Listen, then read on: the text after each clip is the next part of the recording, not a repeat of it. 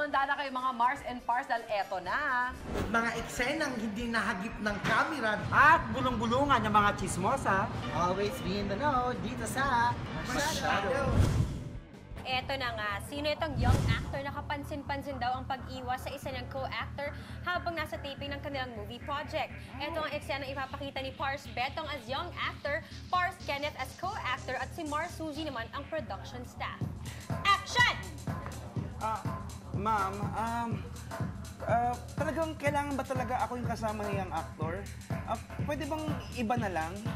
Hindi, syempre hindi pwede. Sorry. Saka papunta na nga siya ngayon dito. Naku, malapit na siya. Ganun ba? Lalabas muna po ako kasi kailangan ko mag-toothbrush lang. Ganun. Biglang kailangang umalis. Weird. Saan kaya siyang actor?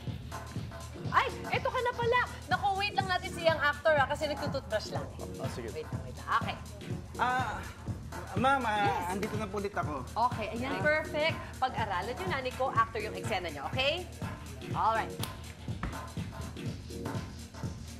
And cut! Ay!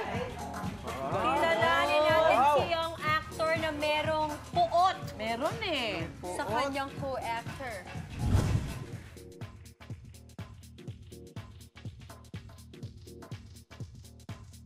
Beer! Oh my God!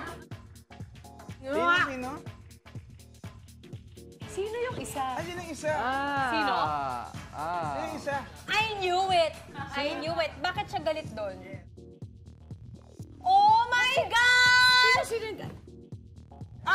Alam ko na! Nakuha mo na ba, Kilala Kuya mo na yung Betong? isang guy? Nakuha mo na? Oo, pareho kami ng ano eh. Uy, Pangangatawan. alam ko, na-witness ko yan first hand. Bumisita. Hindi, parang...